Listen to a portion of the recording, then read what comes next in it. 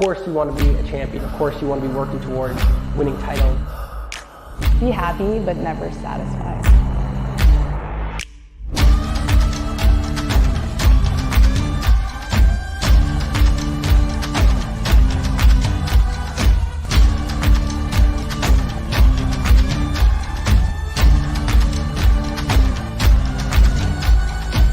Better than ever.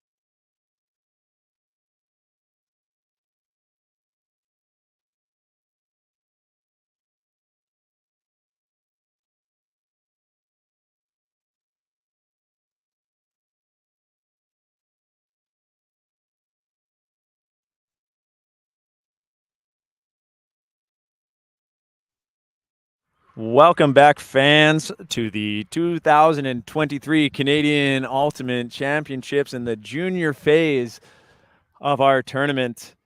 We are here in the Newton neighborhood of Surrey, British Columbia, on the traditional territories of the Semiahmoo, Katzie, Kwantlen, Kwakiutl, Kaikite, and Tsawwassen First Nations. It's a beautiful day here on this land. It's not too windy right now. We've been seeing it pick up, but a nice sunny, and it's going to be a hot day for a match here in our women's division between Titan from Quebec and Toro from Ontario. My name's Clayton Howlett.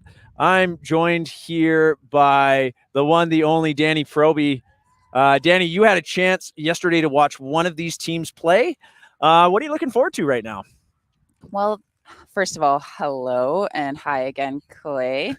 I really appreciated Toro's ability to just yeet the frisbee. For those of you that don't know what yeet means, it means send it deep and trust in the receivers. I think there's a lot of trust on their team, and they were allowing their players to step up and make big plays yesterday, which made it very, very exciting. And again, I have not seen this Titan team yet, but I know that they are well coached and they have a lot of pedigree, a lot of last names that I recognize from maybe their older siblings playing either on the national teams or top club teams. So I think this is going to be an excellent match. What are you most excited for? Well, it's a crossover match. And so what's interesting here is Toro was in a higher tier pool in the A pool, I believe. So A and B were tiered higher in this tournament than the other pools, and they didn't win a game in their pool, which meant that they had to play in this crossover, and the winner of this game will continue into the championship bracket. Titan, on the other hand, was in a lower tier, so they won their pool, so they were given the opportunity to play in this crossover game to put them in contention in the championship bracket rather than being slotted into the placement or consolation bracket. So this game, the winner will go to quarterfinals. So, you know, with that sort of thing on the line, it's a bracket game essentially. So it's going to be really exciting. Titan starting on D, their pull is going to land inbounds. and is fielded by Norris. Match defense with some poaches in the middle.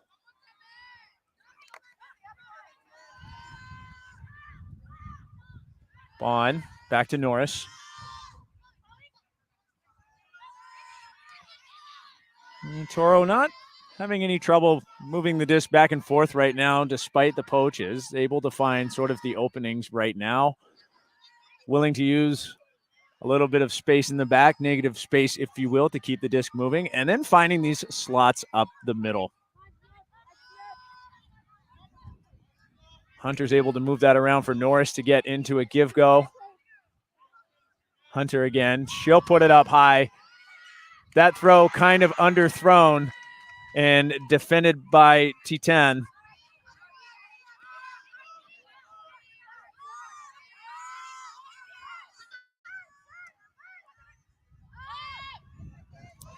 So Leone with the D, sort of pivoting here on offense for her team.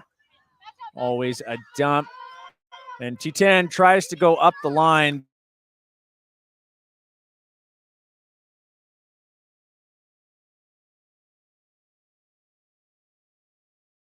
That low to the ground and gets turfed. Or I shouldn't say low pass.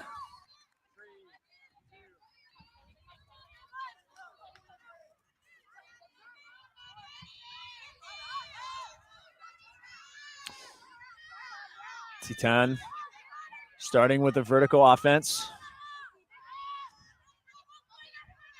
Photo still looking like, excuse me. Yeah, Photo. Is that Photo? I'm sorry, Danny. I'm just having problems with my numbers here. Who's 23 as we're seeing? Leone. Big pivot on offense right now, right? Absolutely. We know Leone, I've been able to coach her older sister on U20 before, and it's a big pedigree family. They're all good at frisbee. They like having the frisbee in their hands, and they make good choices. There is a foul call on that play, as you can see by the hand signals used by the Titan player.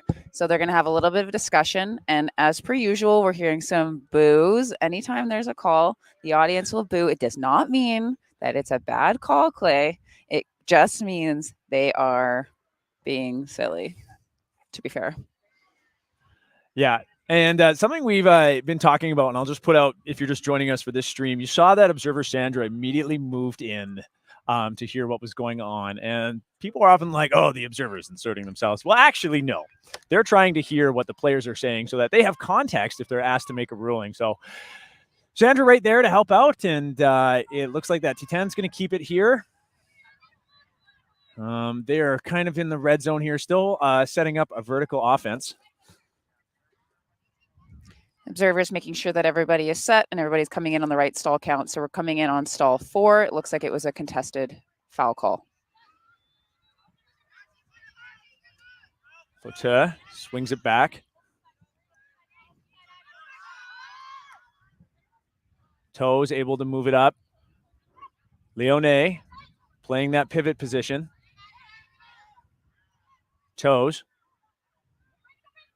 trying to direct traffic, looking for that backhand. Seems to be a call on the play, whether maybe it was a contact or a disc space type thing, but now the observer is coming over to sort it out. Often players, when they're called a fast count, like when you're defending on the mark, when a fast count or disc space is called against you, you do have to both back up and drop a count. So that was a foul, no contest, so it'll come in on 1. So Toes with some time. Still looking for that open the side, is going to send it out to space. And it's just a bit too far. I actually really like that look. I think that throw to that side, it was open. There is a little bit of wind. Sometimes it can kind of sail the disc a little bit. But in general, I thought that was a nice throw into space. Weather up will pick up, brings it up to the line. No options right off the disc being called in. So losing 3 or 4 stalls, but she's got someone open in the middle with no defender. It's just a nice little scooper over the top. Yeah.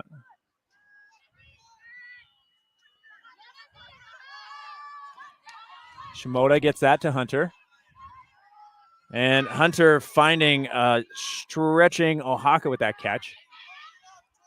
Norris will put that huck up. Leone's in the area and makes a great defensive play.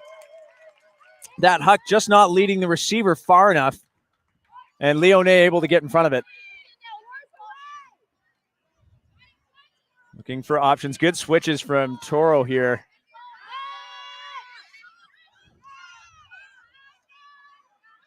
Titan going for a breakout. Great layout bid to keep that alive from Scopes.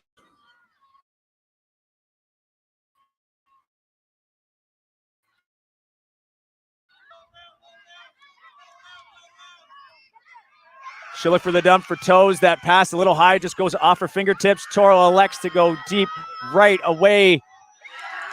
And bringing that in is Wood. And did you get eyes on who threw that? That was a perfect throw. I was looking at the receiver the whole time. I unfortunately did not. Well, I believe it was a number 2. I might be wrong with my credit here, but I believe that was Dominic Weatherup. It wouldn't surprise me if that were true, but we will find out. That was an excellent throw. You got to reward the person who's getting that block there. So we see that nice defensive pressure by that Toro player, Wood, and then she's able to convert that energy into a deep strike and goes up strong with 2 hands, which, Clay, I must say is something that we were missing a little bit from this Toro team yesterday, was using 2 hands and going strong to the disc. A lot of the times they could have either opted to pancake catch it or to try to go with 2 hands up in the air, but they were often going kind of with 1 hand, and we were seeing a lot of uncharacteristic drops, I think. But there you see it. It's done right. We love it. Love to see it. I also want to acknowledge number 22 on Titan. That bid, let's say it's Schuss, that bid was incredible to save that possession. And oftentimes you'll see juniors making a play like that and then maybe making a risky choice after. The adrenaline is a lot to kind of manage, but they got up, they made a dump, they made another pass right away. And I really want to acknowledge that maturity on the field. So Titan's O-line, haven't seen that yet. We've been remarking some of the Quebec teams have a run and gun offense here, really fast.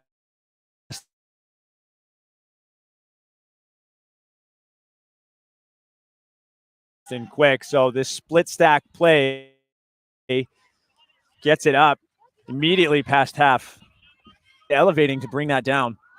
And that pass, unfortunately, just pops up in the wind off of the hands of LeBlanc. Bala puts up a big huck, fielded by Ong. Or Hall Smith, that is, excuse me.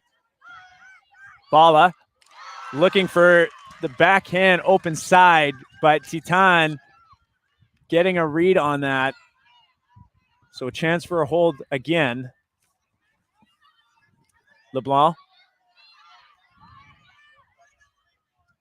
Give go offense by Titan. Kind of a jump on that throw. No call. Off of the fingers of Guillaume Gravel. So Bala will pick up. We've got a side vertical stack here from Toro. A few cutters at the same time. Both break side and open side opportunities. Morel reined that in. Finds Forbes. And that inside flick shot to Bala is just too low, too spicy.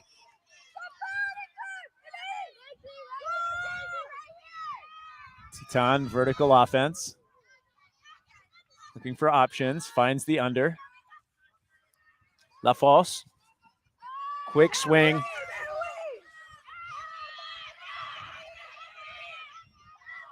And a foul called on that catch.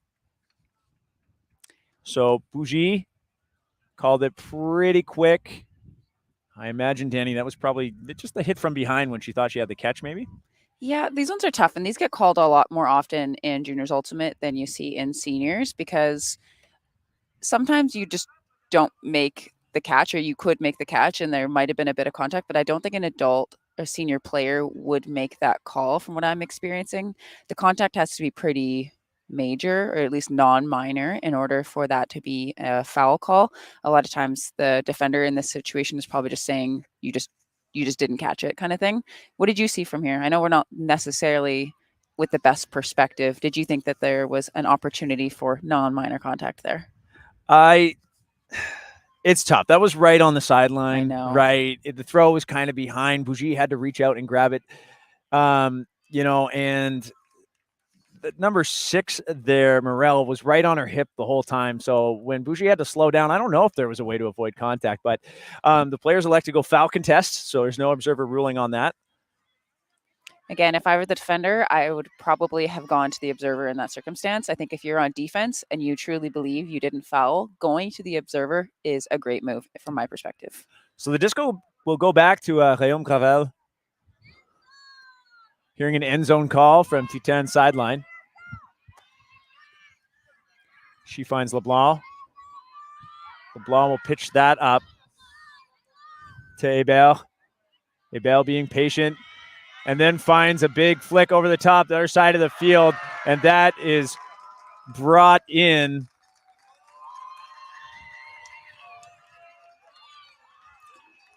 I'm loving these throws to space. I think that they are showing a lot of maturity with the disc. I believe that was Audrey Coulard. Yeah, I'm having trouble seeing her number. Her hair is very long. Yeah, I know, but I'm pretty sure I saw 5 back there. Oh, yeah, if we you gave did. credit Yeah. to the wrong person, our bad. Regardless, Titan is on the board with a really beautiful score. I really loved how number 6, Tremblay, is just kind of quarterbacking the whole offense.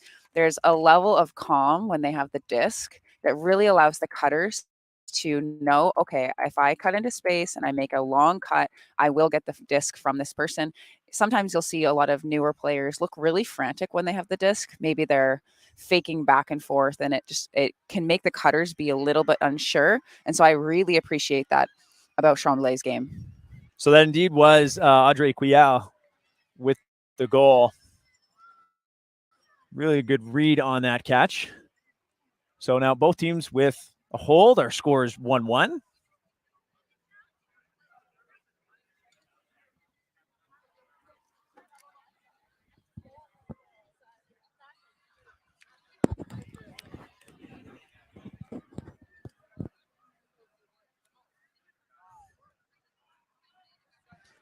So Titan's Paul will land in bounds, once again fielded by Norris.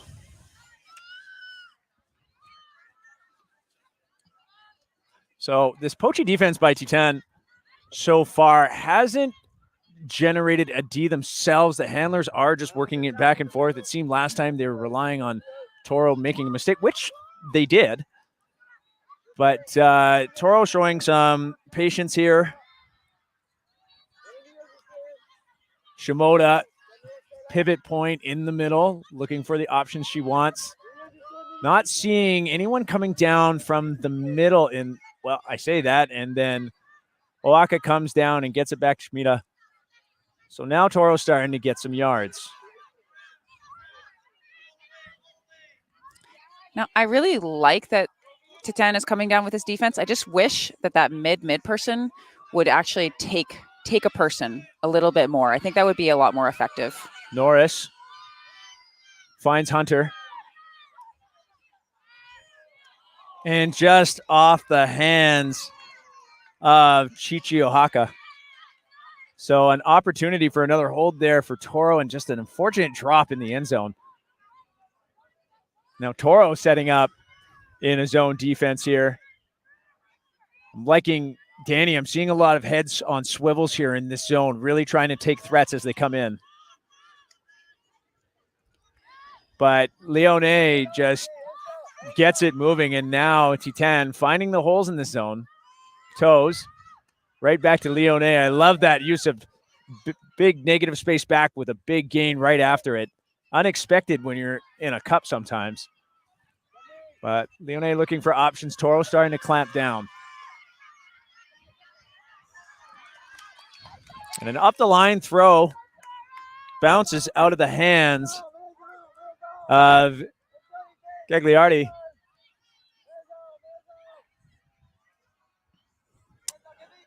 Bond is blocked by Leone, that big hand block. Titan players take off deep. Leone puts it right away. Norris in the area uses that height to swat it out of the hands of LeBlanc.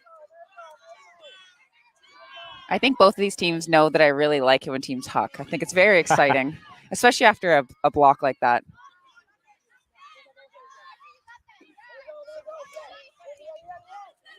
Bond looking for options. And a turn.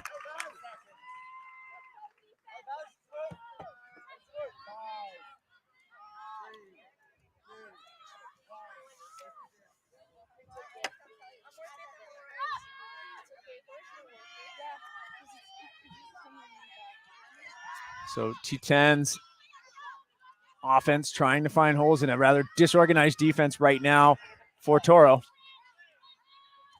Toes will put it up over top of the defender, and a great read by Fauteuil brings that in. That is the first break of the game. T10 going up 2-1. Now, I know we were talking a little bit about the defensive set of Titan, and it looks like both teams are kind of employing, regardless of whether they start on offense or defense, it looks as though both teams are opting to do either a sluffy or poachy or zony type look on a turn. So oftentimes you'll see a team that starts on defense come out in a zone look, but even that offensive line, when they missed on their scoring opportunity, they set up in sort of a zony look. And this is really good against teams that have maybe one or two dominant cutters. It kind of neutralizes them because you put all your strongest defender at deep, which kind of protects that space, and you're putting a lot more pressure on the handlers to generate all of the movement. And I thought in general, both teams were doing a really great job of being patient and finding those holes through the cup and using their fakes. I would like to see a little bit faster side to side movement in order to really expose the holes in the zone. So we're taking a little bit of a timeout here. Clay, did you happen to see which team called the timeout? I would assume it's the team that got scored on. I would assume it's Toro as well. We haven't heard today if we're having any mandated water breaks, and usually they come after a team has reached 4 points. So definitely wasn't a water break, was a timeout. Toro seems to be psyching themselves up there. So I am going to go with you on this one and believe that that was a Toro timeout. Just a bit of a regrouping moment. All right, seeing teams setting out their lines. So we are still without a break. Or was the first point a break? I believe that was a break. I think we had two holds Origin and that went was a break. Two in a row. Yeah. Okay, so that was a break. It's hard because a lot of these teams, like usually in seniors, again, you would see a clear offensive line and a clear defensive line, but at the junior level, a lot of times players cross over. So we saw players that maybe would traditionally be on their O-line were on their D-line. So it's going to be Titan with the pull. Couillard is going to pass that off. Psych. This looks like Amelia Ray with the disc.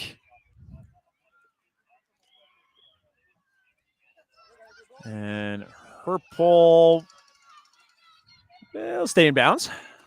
Right on the sideline. I absolutely love that as a defender if my puller can do that. Yeah. Bala picks up.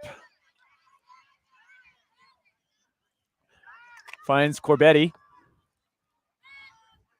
And will get it up the gut to Bond. And I hear Bala as a Toro player streaks deep. And that throw, just a little underthrown, bounces off her hands.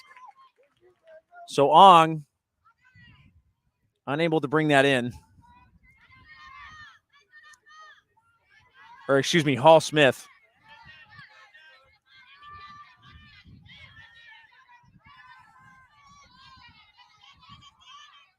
Couillard showing some patience in the middle. High stall count. Looks for a dump. Bougie is there. And she finds Ray.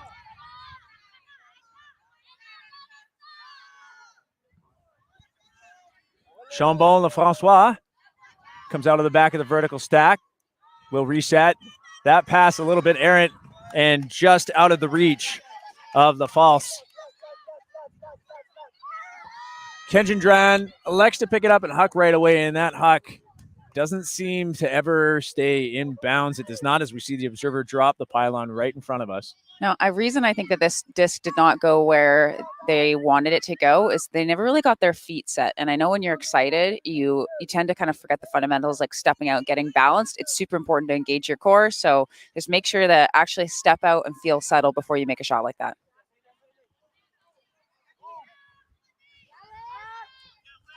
Sabna finds Bougie. Bougie will go up to Couillard.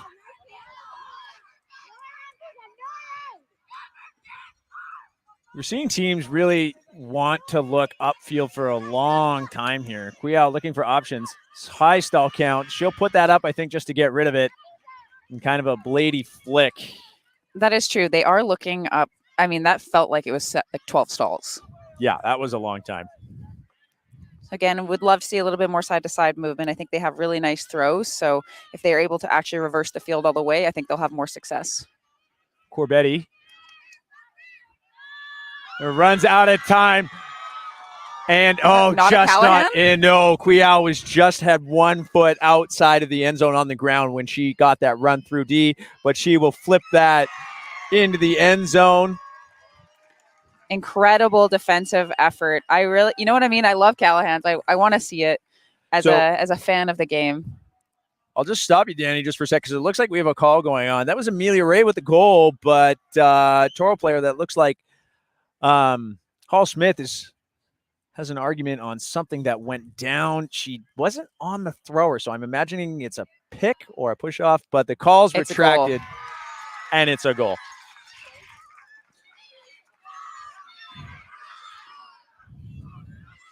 Now, for those of you that don't understand why we were so excited about the potential first goal, is that when you get an unassisted goal, it's kind of like a badge of honor. Like, you know, like in Scouts, you try to earn badges for doing certain things, whether it's starting a fire or swimming or whatever it is. In ultimate, you want to catch a Callahan. So when the other team throws it and you're able to defend it and just catch it into the end zone, it's a pretty rare thing. Clay, have you ever caught a Callahan? I've caught Callahans. Do you know what I've also done? I've got, I think, 3 Callahans under my belt. And I also have 4 Callahans under my belt. The other way. The other way, yeah. Yeah, I've definitely thrown more than I've caught. Wasn't my fault, though. Sometimes you throw it and the receiver doesn't go to it. Yeah, that's what happens every single time. It's never my fault. Yeah, so they don't really count. No, that's fair. Yeah. I think I might have thrown one in league, but I don't know if I've ever thrown one in a game that matters. Not that league doesn't matter, but you know what? It stings the same. Does it? It is like a dejected, you put your head down. All right, well, that's the second break in a row. So Toro needing to work on kind of stopping the momentum of the Staten team. I know that they're used to kind of connecting on some of those deep shots, and I know they had one in that last point, and I like the look. The receiver is clearly calling for it, so let's see what they can do with this point. Norris once again picking up, seeming to be the fielder for Toro as she'll flip that to Shimoda. Norris will get it back.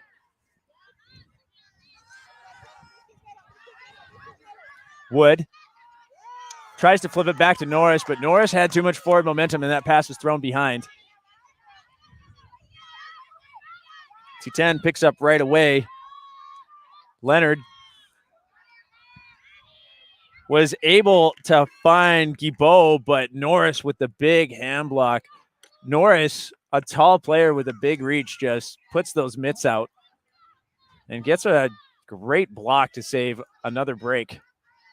This Toro team is looking quite deep at the moment. I know they're maybe trying to run potentially a bit of a dominator, running everything through their handlers, or they're just too deep. And Toro seeming stuck, stall 7, seeming stuck in their end zone. The huck goes up, so it's not a stall down. Hunter will have to elevate over Toes, and she does. Toes makes a call. There was a little bump on that. Danny, I saw that. I get why Toes is making a call. In my view, Toes. She didn't know where Hunter was, but Toes was still in motion backing up.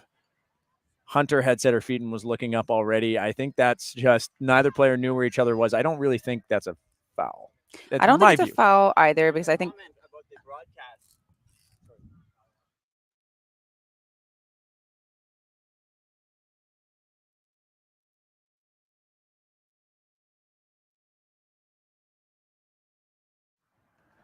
Right. So as we were saying, usually if you have set your position, you have the right to that space. And as a defender, sometimes you're not seeing what's happening and maybe you're tracking the disc and moving backwards.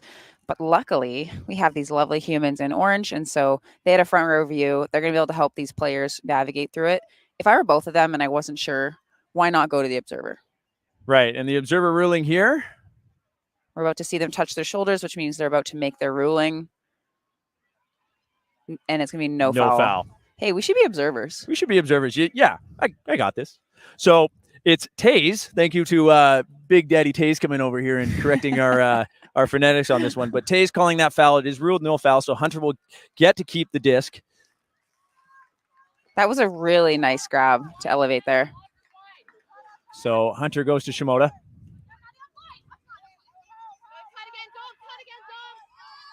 She'll go right back to Hunter, who flips it to Norris.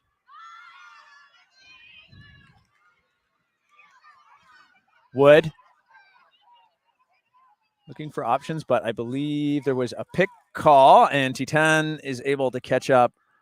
That Titan player, I think it was Leonard, was able to catch up right away, but it is a stoppage, so everybody has to stop and get ready. So Wood in on 5.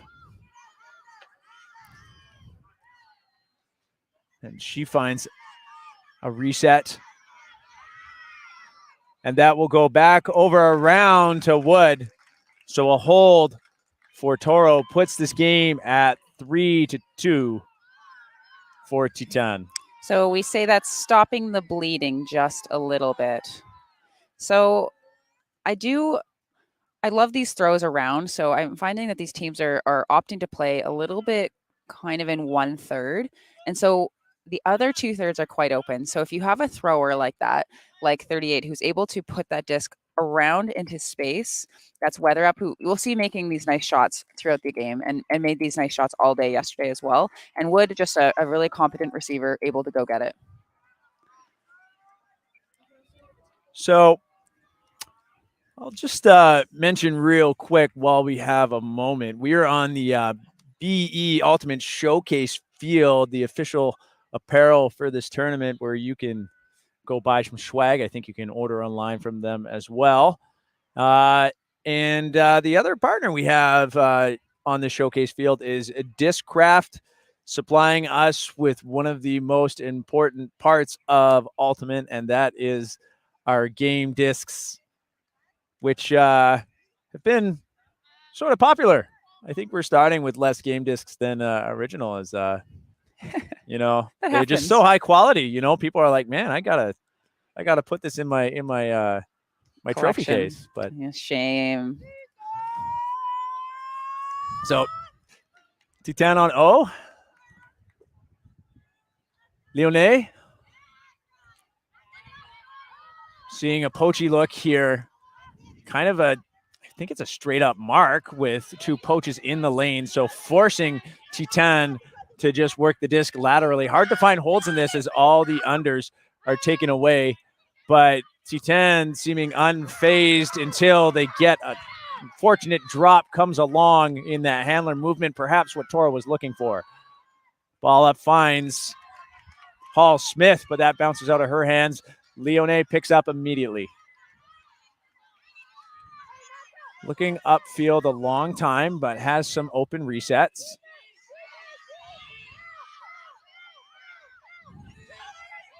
Hearing a milk call from the Toro sideline to go into match defense here, but the message doesn't seem to be getting through as those poaches. And now Toro sets up person D, that huck right up to that false.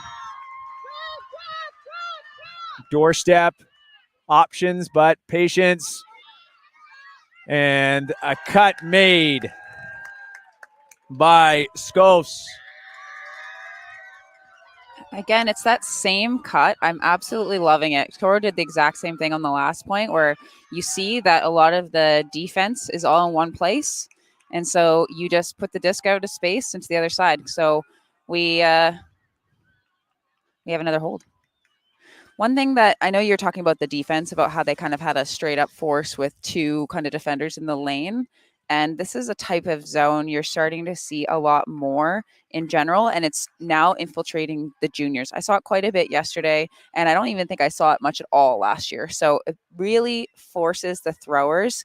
It really wants the throwers to throw to the sideline. And then typically the mark would be shifting towards the sideline as it gets closer and end up putting up on a trap. It can be quite challenging for teams to get through if they have a very traditional handler and cutter core. If you have players like us, Clay, who like to cut and handle, then that helps. You need a lot of movement kind of going north and south through that zone to really make those people choose somebody to go on, because it is quite vulnerable in the mids. If you can make that throw to the sideline ish and then bounce it right back, you're going to be in good shape. But a lot of times, as we're seeing, the players are throwing the disc to the sideline and they look up field for 7 stalls. Yeah. And that's playing right into the zone's trap.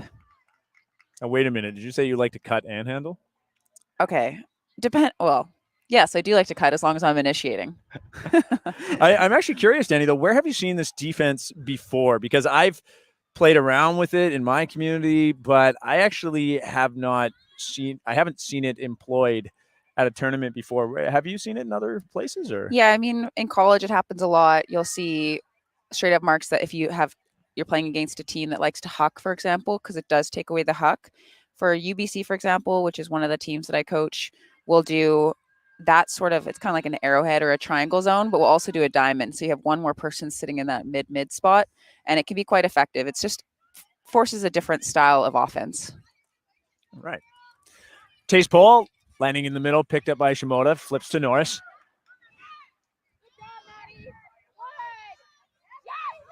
Wing. She'll find Hunter. Flips it back to Shimoda.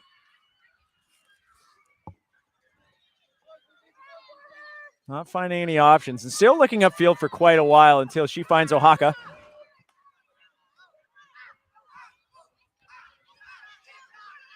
Ohaka looking for a reset. She'll find Nguyen. Shimoda. And Shimoda will put it up for the tall Norris, who is not quite in, just on the other side of that white line. And she goes to a bidding weather up. Just a bit out of reach. I know we're talking about these throws into space, but you still got to throw them a little bit closer to the receiver. But that was a nice thought. Quia. I like that choice, Danny. Yes, we're all about choices over execution here, especially the juniors. We love seeing people being courageous with their choices. It actually makes the game open up a lot. So Norris will go right back into the end zone, and that just sails over everybody's head, and that time it is within the reach of Weather Up. So another hold for Toro. Maybe not the intended receiver, but we like the focus. We call this wide focus. So being aware of everything that's happening on the field, even if the disc isn't to you, even if the frisbee isn't for your check, if you can have a wide focus and be able to kind of see everything that's happening on the field at the same time, if you can, then you're able to kind of get some poach blocks. You're able to get some, we call it garbage collection. I know there's probably a nicer term for it, Clay. Do you know a nicer term than garbage collection? Because that's my favorite thing to do. When somebody hucks one of my teammates and I'm like, that might be a little bit off, and I wait for it to bounce off a bunch of hands, and then you get the glory. Oh, yeah, spatial awareness. Oh, so not garbage collection. No, spatial awareness. Okay. Yeah. When someone tells me I have good spatial awareness, they just mean way to stand somewhere and get lucky, dude. Yeah. I kind of like garbage collection because you do feel like a feral little raccoon, like standing behind everybody, like waiting for them to mistake, and then you get all their scraps. Now, There's glory in it, though. There is glory in it. There's a term that I've heard kicked around a little bit from people in my community, and Troy was using it on the last stream, though. That choice, though, from Norris to put that out, not for the intended receiver, and is kind of in coverage. Would you call that a false positive? You got the goal. You want to celebrate it. Is it something you want to do again? Yeah, on Traffic, which is a team I play for, we call that, we have a cheer. It's called a positive's a positive. So 2 negatives make a positive. So same. And sometimes you just need a little bit of luck on your side. Leone getting some give-go action with Tremblay. Tremblay will get it back. Same zone from Toro, poaching in the middle. This time, Leone sees the hole, puts herself right in line for an easy through pass. Looking upfield for a long time, has Tremblay for a reset. Right back to Leone. Now T10 going over the top. A lot of traffic, but brought down by Hebert.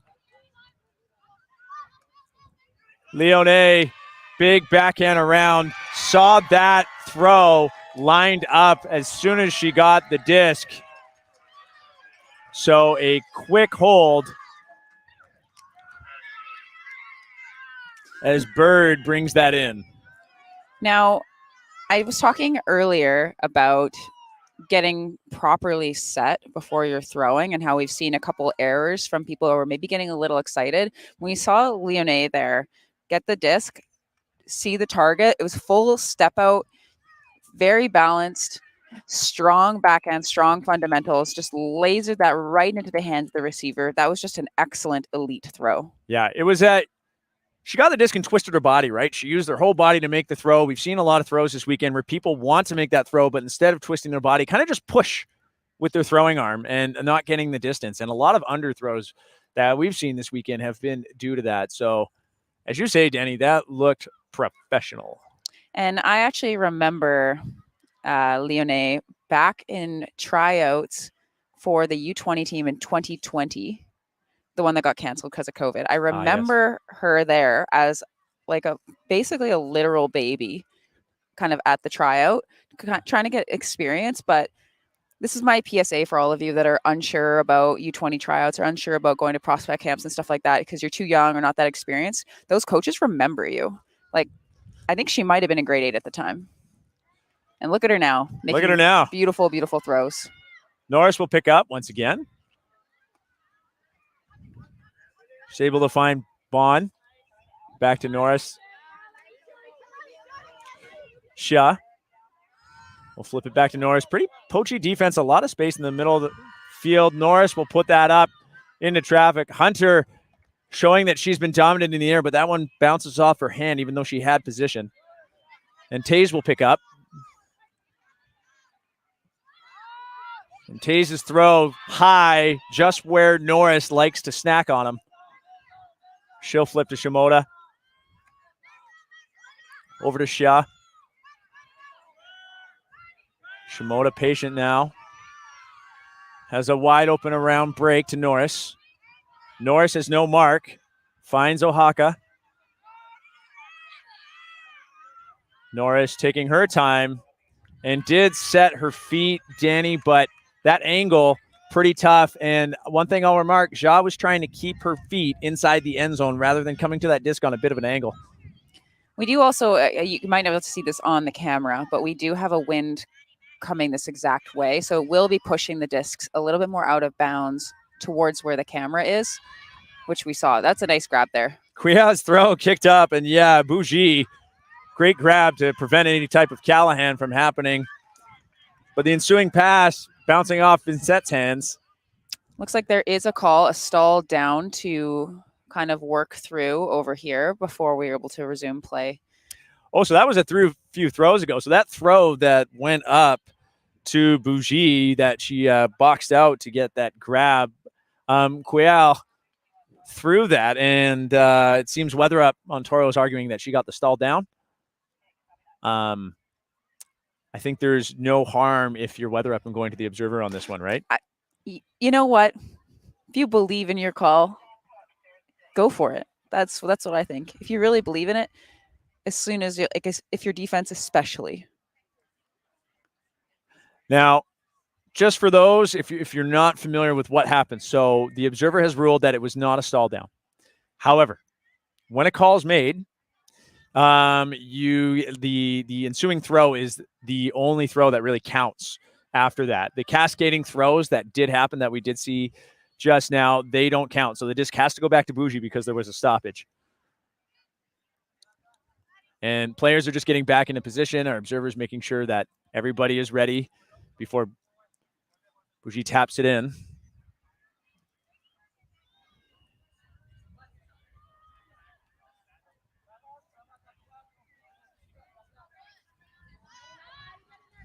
That throw too high for Scopes. Shimoda picks up and it goes for a quick IO, but Quial read that and gets it right back. Scopes now sees Taze up the line. Taze keeps her feet in, lines up for a big flick huck. Good to a moving target out in front. Vincent with a good bring down over Oaxaca. Dumps to Quial. She'll try and air that out. It's high, but after a block, Kayleen sticks with it and finds Scopes in the end zone. You don't see that too often, like the layout going towards the disc like that. And maybe the player could have reached down and caught it, but I am such a fan of doing whatever it takes to keep the disc in your hands. And we've seen a lot of like pancake layouts where maybe the person could have stayed on their feet, but they're doing this to ensure that the disc stays alive, and I absolutely love it. Plus, it looks cool. It does look cool. So that is a break. I believe that brings our score to 6-3. 6-3, you are correct. Don't you love it when you're right? It happens sometimes. Well, I absolutely love that shot. I love that offense, that up the line by Taves here to a completely open receiver. It was really clear. We had a one-on-one situation with space and put out a really nice touch forehand huck that kind of allowed the whole offense to cascade. Now, this Titan team, I know that they play a lot of fours in Quebec, and you can see it because they like moving the disc quickly. They almost play most of the time, most of their players play like it's a stall 5 type offense. And I know that sometimes we've been talking about how some of them hold on to it a little bit longer. But in general, I think once the cutters get it, it moves quite quickly. And it's really hard to defend. Okay, Danny, would you say there's kind of a trend also in the junior division that, you know, on your main handlers tend to hold on to it a little bit long because usually they're the players with big disc skills and kind of quarterbacking things. Do you think they might feel some pressure to hold on to it longer in direct traffic? They might feel some pressure to try to make things happen. Absolutely. Right. Ball is throw, speaking of making things happen. We're not speaking from experience here. No. So ball is throw a little too far for Weather Up. And so Titan with the opportunity for another break. Her throw is underthrown and defended by Bon. Or no, excuse me, that's Filippetti. And her throw just a little too soft for Bala to get it. So Titan picks up close to the end zone. Tremblay gets that all the way out around to Fauteuil. And her throw goes over the top of everybody. Another break for Titan. Now, you can see these players waiting a little bit after they score. They look at the observers to make there wasn't a call. So you'll see the observers look at each other. They'll signal towards the ground if the disc was caught inbounds. They wait to see if there's any calls or anything that happens. And once they see that there's no calls, they put their hands up in the air to signify a goal. Now, it's good on the players to not just catch and spike, because I've seen far too many turnovers from people who thought they were in, didn't wait for the observer signal that it was a goal, spiked the disc, and now it's a turnover. And you look really silly. Now, we're not sure who got that goal. Or party on the... I think it was 12. 12? Yeah, party on the Titan sideline, so it was hard to see. So we think it's Guibault, but we'll double check and make sure credit is given where credit is due. It looks like we have a timeout that has been taken, unless we've been halftime capped here. Halftime. So it is halftime. So we're right at the 46-minute mark. So that's kind of perfect. So Danny, I think you and I will take a little break, and we will be back with the second half shortly.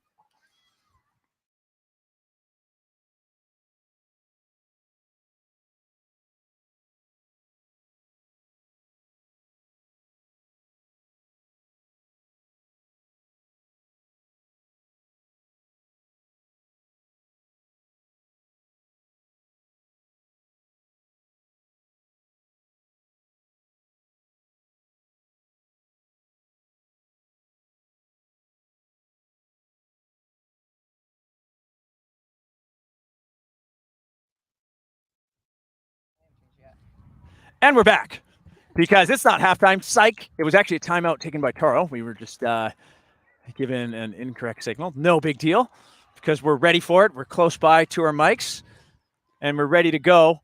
It seems that Toro is got their line set up. Titan is coming out of their shade cave.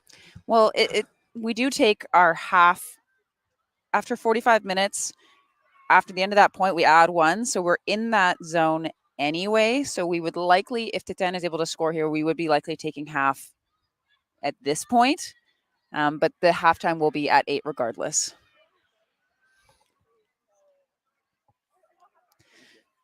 So we have Titan with the disc.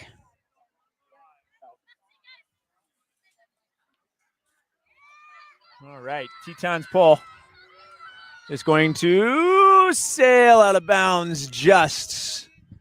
Our observers at this tournament are doing active in and out calls. So they're always there to tell us what the deal is. So this will be a brick mark. Norris once again picking up.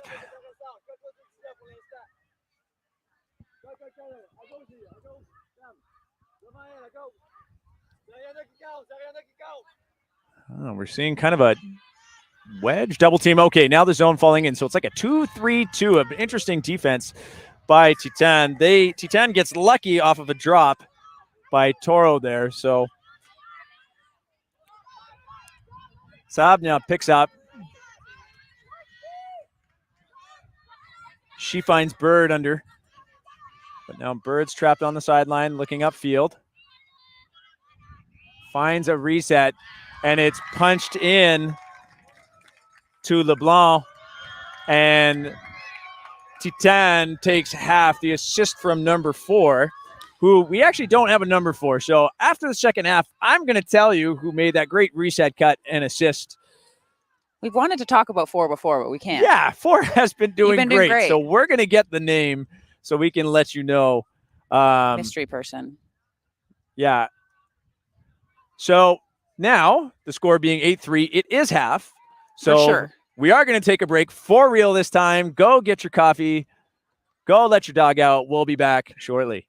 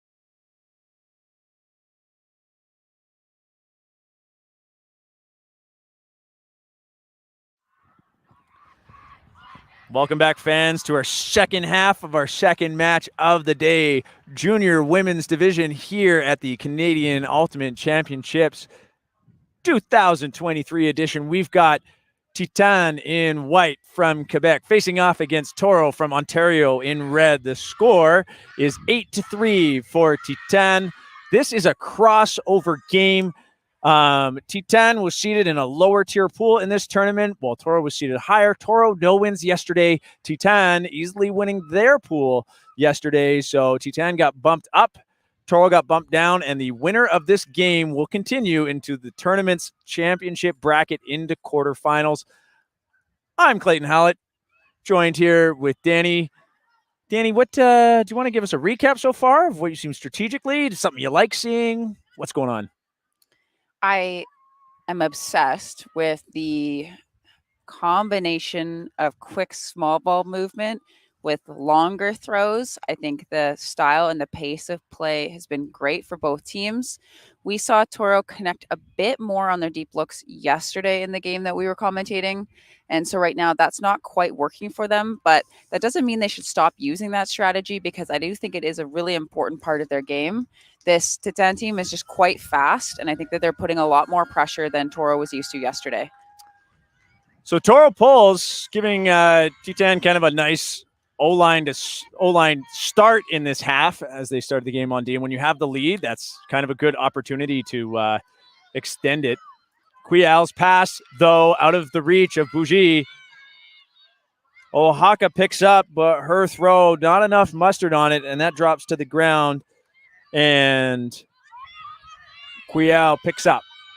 Seeing this poachy lane zone, I don't know what the name of it is, but straight up mark with players on either side of the throwing lanes try and disrupt upfield movement. Titan, though, not having too much of a problem being chilly and decision-making with the disc to hold on to it. Ray flips that back to the handler core. So Leonard moves that back to Quial. Leonard looking for options. Doesn't like the dump. Has a free dump to Bougie, but now Bougie's kind of left alone, so she'll flip it back to Leonard.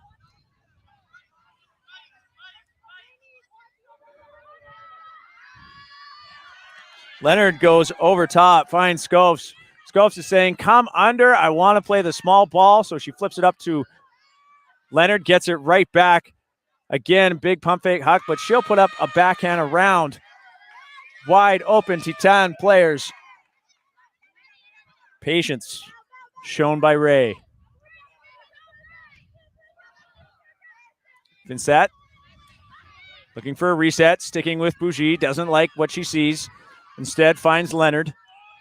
Bougie goes up the line, wide open. And that natural organic break starting the half on. Oh, that's a goal for Titan. They extend their lead 9-3. Now, I want to highlight a specific player on that point. We had Leonard kind of going every other and moving the disc quite quickly, a very reliable reset for anyone who had the disc in their hands.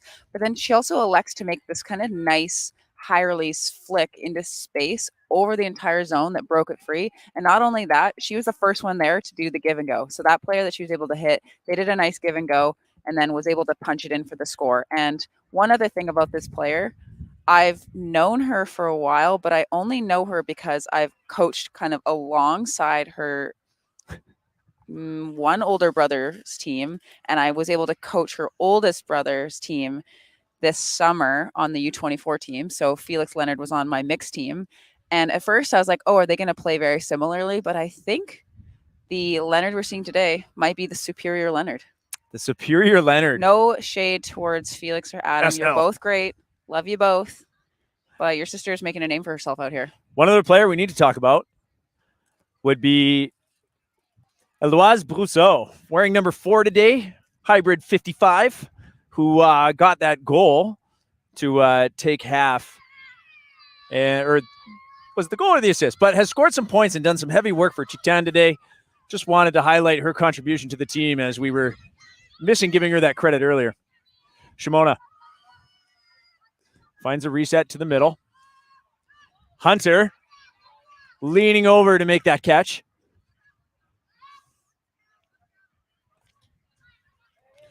She'll find Nguyen, who elects to go back to Hunter. That throw inside of the direction that Hunter was moving in. Hard catch to make, results in a turnover.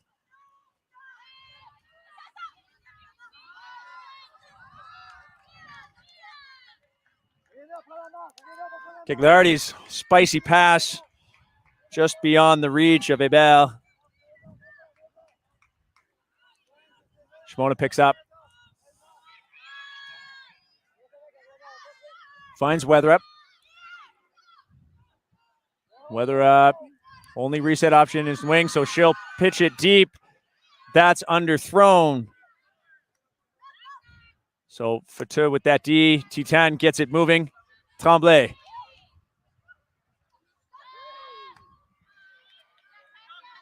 Bird. Her pass. It was kind of out of the reach, but Danny, we have a foul call here, and it does look like Fatou might have been tripped up a little bit. Yeah, it is possible. I think that they could have caught the disc. I think that's a reasonable thing to say, that could have been received if there hadn't been a trip up. It's those ones are hard. Oftentimes you'll see a trip play happen, but there was no outcome that could have meant that the person was going to get the disc regardless of the trip. And you see those foul calls happen as well. Those ones are usually overturned by an observer, but I'm pretty sure that this one could have been caught. But again, hard to see from where we are. What do you think? I did see a little bit of a catch in Fotou's run. I do believe she probably could have got there, so I would probably err on that was a foul. Yeah, a foul contest makes sense to me. Or if you go to the observers, they probably would have upheld the foul call because we're observers now. We are observers now, yeah. We're going to go get some orange shirts in the observatory. I did dress up as an observer for Halloween, and I called fouls on people at the party. You must have been so fun. Bird. Her pass a little high and dropped by the false. Weatherup picks up, swings around to Shimona, fielding that high pass. Weatherup has Shimona up the line. A little bit of a catch and a run, but she's able to stick that read. And her pass for Hunter. Blady, quick, a little off target, close to the sideline.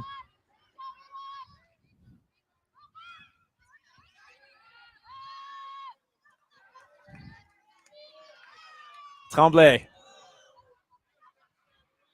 showing us some speed, and Shimona in turn herself showing some speed, gets that run through D from behind her check. What a turn of events. I love the athleticism that it takes to actually just catch like a block like that. That's incredible. Patel with the disc. There seems to be a discussion between her and Bird. Which 16 will be victorious? But observer Sandra signaling a foul contest.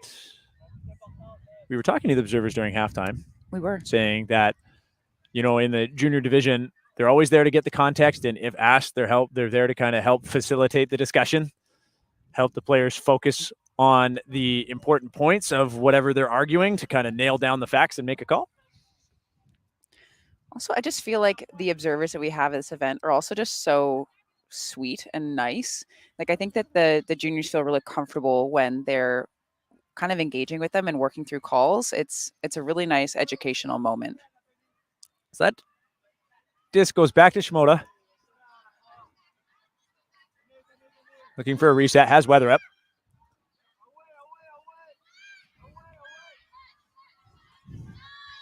She'll go back to Shimoda. Foul called on that throw. It seemed that she kind of threw across Tremblay's body with her arm. Might have had some contact. As a mark, when it started to get up into stall 8, stall 9 territory, I like to back up a little bit just because I don't want that stall to be reset. You're so close to either them putting up like a 50-50 ball or you're close to getting a stall down. Try to avoid getting a foul called on you. Looks like there's still kind of maybe a violation on the field. So if people moved before they were supposed to, you're supposed to signal with your arms up into a V shape. to signify that there was been a violation and everybody has to go back to where they were. And so we have another call. Yeah, collision there. So Patel getting tripped up by her check. We might have an injury call as Coach Emma runs out to take a look at her. Again, once people start getting a little bit hot, a little bit tired, we're now into the full day 2 of this tournament. Sometimes your muscles don't support you in the way that they normally support you. I don't know if everyone who's watching this has played Ultimate before, but being able to play this many games in these kinds of conditions, it's a lot of volume on these young athletes. And so a lot of times you'll see them kind of go down with like little ankle rolls or cramps or something like that. And a big part of being able to be successful at these tournaments is just attrition. Just making it through the tournament is such a big success. So Chen will come out to replace Patel. Weatherup still has the disc. I'm not too sure of the stall count. Usually we'll get a signal, so should see that in a minute.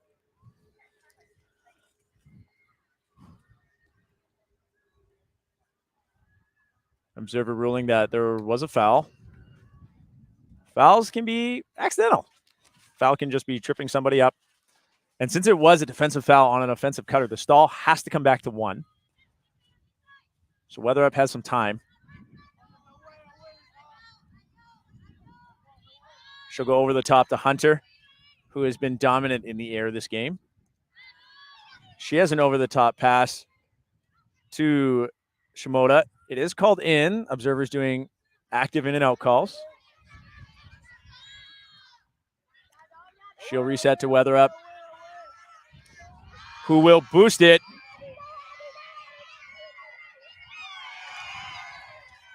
Nice follow-up bid there. That was almost like the raccoon garbage collection thing we're talking about. That's exactly what I'd be doing. Yeah, Nguyen with that effort there, or Nguyen, excuse me, but Gagliardi was there to get the D. But ensuing passes bounce off the hands of LeBlanc. It was kind of a low throw, a difficult one to get. Shimoda will pick up. Finds Chen. Chen looking for options. Finds Wood.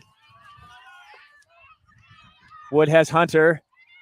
And that one just goes through her hands as the wind pops it up at the worst possible moment. Fauteuil's throw. Chen with good pressure D. You don't have to touch it to make a defensive play. Vertical set from Toro. Timeout Weatherup being called. Yeah, Weatherup picks up and calls a timeout. This has been a long point. Absolutely. And like we are winding down in this game, and we only have, we have less than 20 minutes until the cap goes off. And so if I'm Toro, I'm looking at the score 9-3. It's maybe looking like it's not as possible. I wouldn't say impossible, but it would be very highly unlikely to have a comeback. But you never know with juniors. Things can be volatile. The momentum shifts are incredible, as we've already seen over the past day and a half. So anything can happen, but they're kind of running out of time. And if they are wanting to make a comeback in this game, they need to be converting at a bit faster of a rate.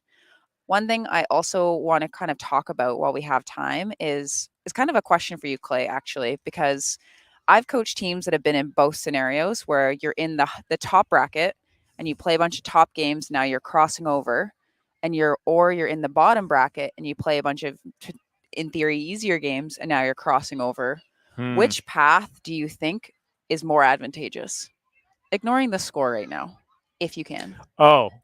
100% coming from below. Yeah. Because you got that hunger. You won your pool. You got something to prove. You're Toro. You lost all your games. You're hanging on, right? Trying not to sink deeper. So I think in this case, I mean, like, this is Titan's game to win, if you can put it that way. And Toro, yeah, just on the ropes. Hunter bidding for that throw that had the edge moving away from her. Still putting up that athleticism she has all game. Bird looking for a reset.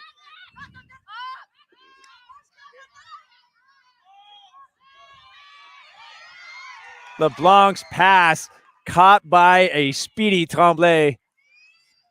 And her pass, we're seeing that pass a lot, Danny, that outside in flick to the inside of a receiver. It was the opposite yesterday. We were like launching them too far in front yesterday, and now we're just hitting that inside shoulder. So there's a happy medium. We've seen a lot of those shots go up perfectly into their hands, but right now we're just a little bit behind on these throws. Massive run through D by 9. That was incredible. Full display of their speed and athleticism and desire at this moment. LeBlanc with the run through D now in the hands of Sabnia. But that's knocked out of Tremblay's hands by Weatherup. Shimoda picks up. Fine swing. And I think that bounces off the hands of Weatherup. Tremblay will pick up. Tremblay needing a reset. We'll find Bird. Low throw kind of bounces off the ankles of Bird. Weatherup picks up. Maybe looking for Chen to come under. Instead, we'll reset. Shimoda looking upfield. Finds Bond.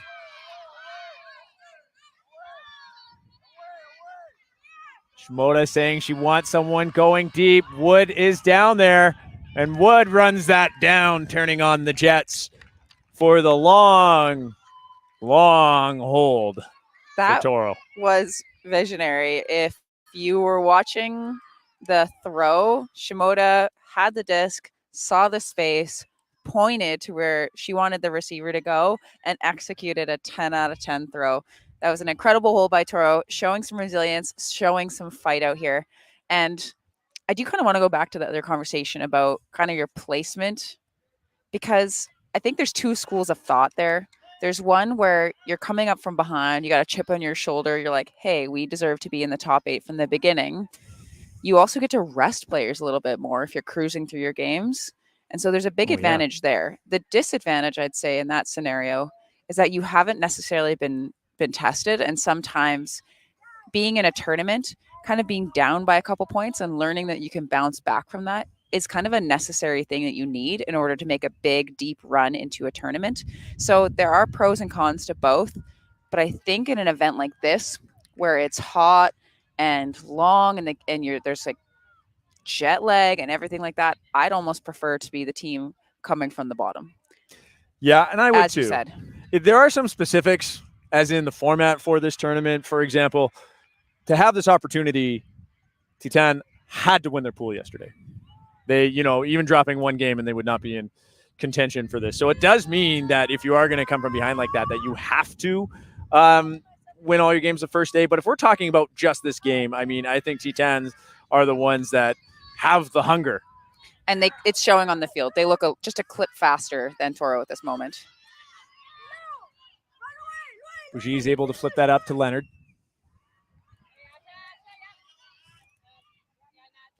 Chase looks to break the mark right away. I like that look against this zone. She'll put that all the way around to Leonard. Taze finds Brousseau. Hearing a melt call from the Toro sideline, looking to pop in to match defense. Brousseau is able to find Vincent up the line, and her pass just a little too far for Ray. Shahana Bala picks up.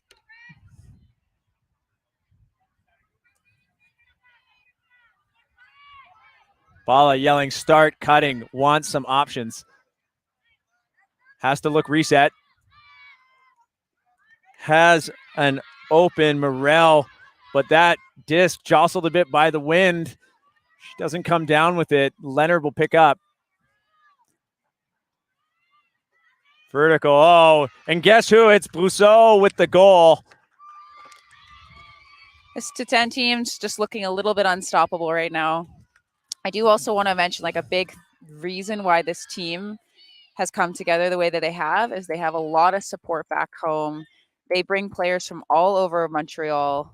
They do weight training together. They do rules clinics together. There's a lot of volunteers and parents always volunteering and supporting this group. And you can see it. They look strong. They look solid. They look fast. When they're setting up their cuts, they're doing like jab steps. They're just looking like an elite level program. And I don't want to like count Toro out at this moment, but I'm excited to see them move on. But in general, I mean, are you saying that a comprehensive practicing program leads to good play? Amazing. Amazing. It's probably the most outlandish thing I've ever said. But I do like the trend in Ultimate now where we're getting our athletes to do a little bit more weight training or even like movement training on the field. I think that was kind of something you didn't see very often. And now there's just such a high prevalence of a very serious lower body injuries happening when athletes don't learn how to move properly, don't learn how to cut properly. So again, if you're listening to this and you are a young person, or maybe you know and love a young person that plays Ultimate, get them into some weight training or some movements because it is extremely important for them to be able to play this sport long term. So Lyonnais' pole comes down about the brick mark, and Weatherup picks up to Norris. Norris finds Shimoda. Seeing this 2-3-2 zone from Titan. Very interesting. Can be called the wedge. But Toro's able to find some holes. Shaw flips it back to Norris. Norris around to Weatherup. Weatherup just unloads to Wood. And a great defensive play by LeBlanc on defense, kind of posting up and getting position on Wood. And Wood forced to go up early and then can't come down with the second effort. Lyonnais looking for a dump, finds Couillard. Couillard, quick give go to Guibault.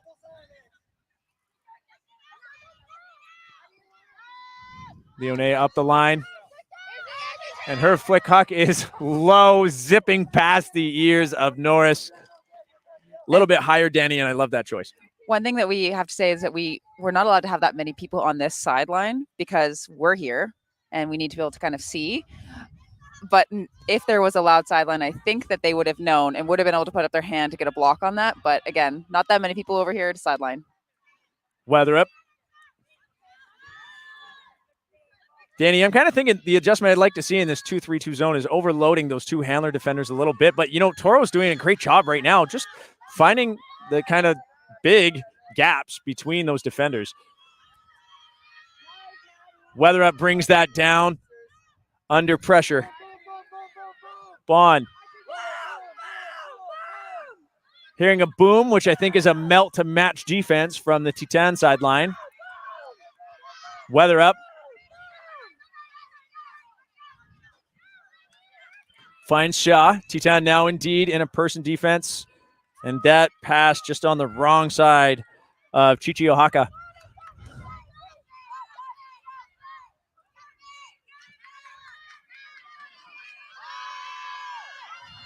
That hawk aired out for really number 25, Gagliardi. Danny, you got your hands up. I think I'm just going to let you talk for a second. I love the way that throw looked. That was so exciting. Because imagine it just gives a little bit more float, then that's potentially a layout score, and then your team's hyped up. I love it. It was nice and flat. Nice shot. I know it obviously didn't connect, but I still love it. Keeleen setting up a mark on Norris. And Ohak is able to bring that in. Looking for options. Commits to a dump behind. Finds Norris. Norris has Shimoda. Patient. Been able to find those gaps before. Just playing possession O right now.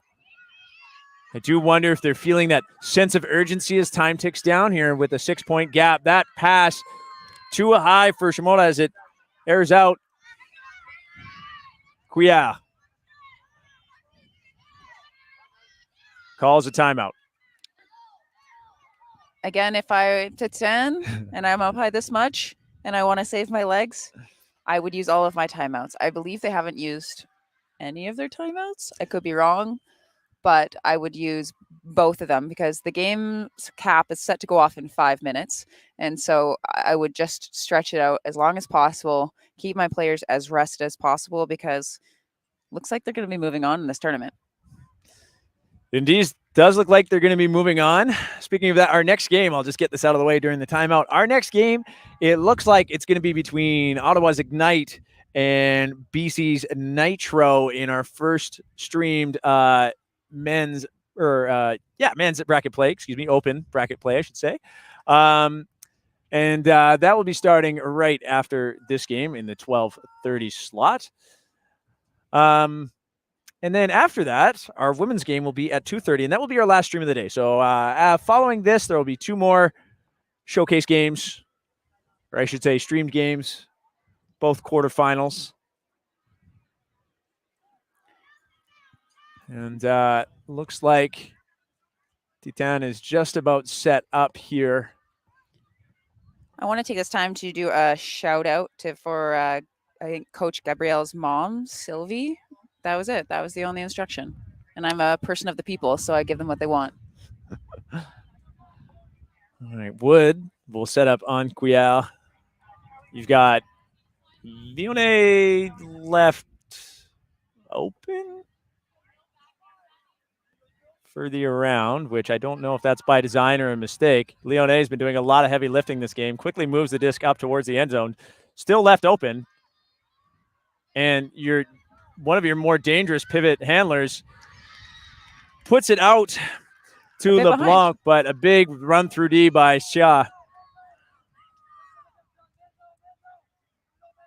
Norris.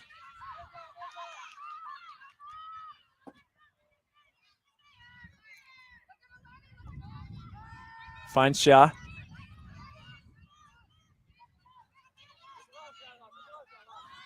She'll flip it to Shimoda. Shimoda finds Norris. Norris unloads to Wood. Wood, a big strike of this day, and goes up early over Leone. Knocking on the doorstep, takes her time, has weather up. Will flip it back to Woods. Woods busy in the end zone. Busy in the end zone today, which brings our score to 10-5. Now we're still seeing a lot of fight coming from this Toro squad right now. I love seeing these bombs coming up from Norris. You know, that's what she's looking for every time. And we see this on this Toro team. There's a couple people that I feel like their team knows that they're really, really wanting to send it. So as soon as like they catch it or say Bala catches it, you see the strikers running deep and pointing and shouting. They know that it's going to come up. They're excited to score. And I kind of want a little bit more of that on Traffic. So if you're on Traffic Ultimate and you're listening to this right now, if you see me at the disc, I want you to do the same thing, okay? Just go to the end zone. Let me rip some bombs. It makes me feel good about myself. And because it's said on the stream, it's so official. It's official. Yeah, no one can take that back. Now Canada knows that's a plan. Yeah, well, I also like to dump it. I'm very conservative. You're conservative too, aren't you? Well, until I'm not. That's and then true. When I'm not, it's the right decision. Always. Yeah. Always the right decision. Saying it to Canada so you know it's right. All right, we are closing in on the last minute. We're probably going to be hearing the horn in the next 20, 30 seconds here.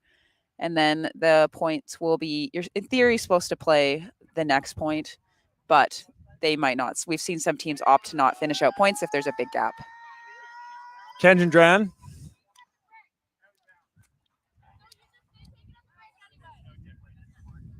So I believe there was an offside, but since it went out of bounds ahead of the break, Titan will get to bring that to the middle. And it's Taze with the disc. Seeing this flat zone. Can we call it that? The flat poach, the We flat call it zone. an arrowhead or a diamond. Ooh, oh yeah, diamond. I like arrowhead.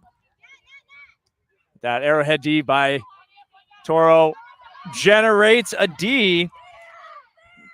That is Menjivar getting involved, but a foul called.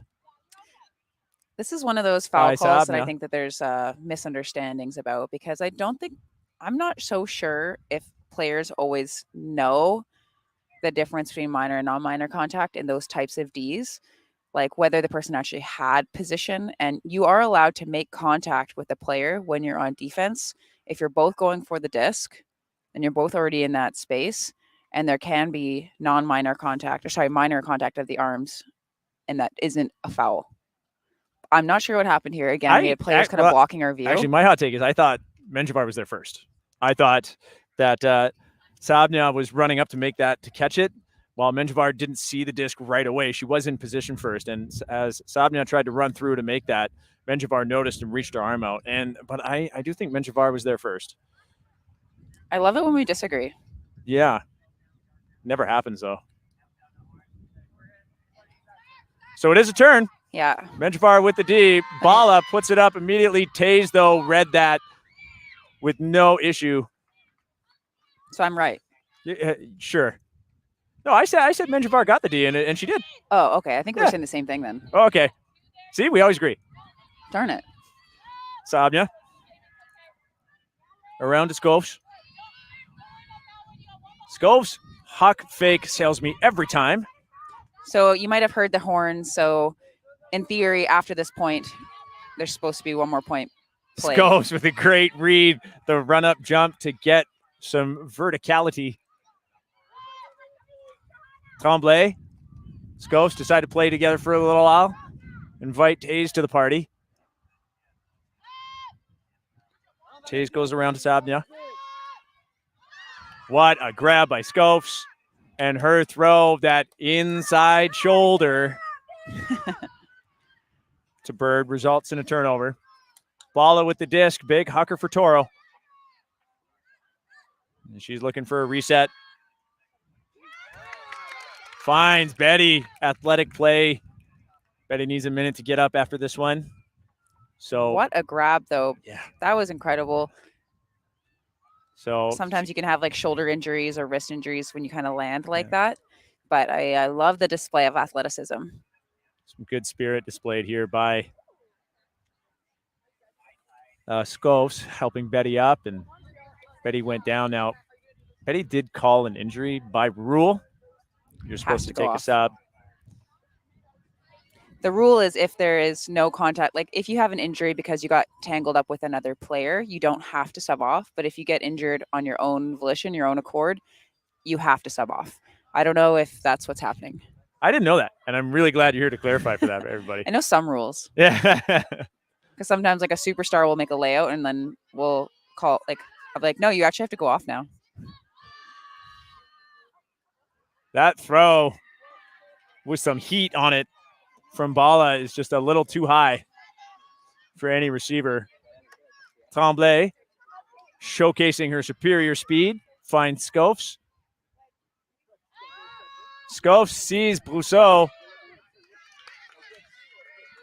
but Jamie Forbes in the area to break that up.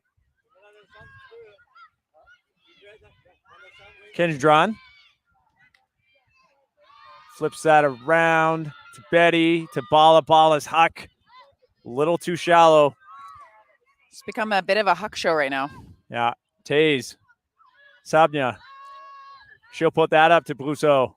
Brousseau sees the outside around and finds that completion to her receiver. We'll get you credit to that player when she turns around. 18, number 18.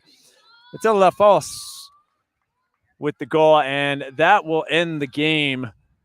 Titan 11, Toro 5. And Danny, I think the story moving forward, as we were talking about, Titan's game to win.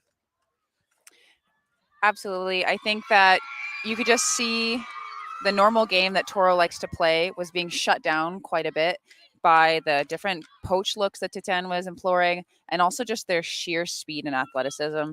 It's clear that these athletes from Quebec and from Montreal, from Titan here, have been working on their fundamentals. I was continually, you can't see me from the stream, but I was continually putting my hands up, being like, what a shot. So very, very impressed with all these athletes. I didn't know a lot of these players on Titan, and now I do. I'm a big fan. All right, so we're going to take a break. We'll have another broadcast back with you at 12:30 for our first Open Division quarterfinal between Ottawa's Ignite and BC's Nitro. Make sure you come back soon, everybody. Bye-bye.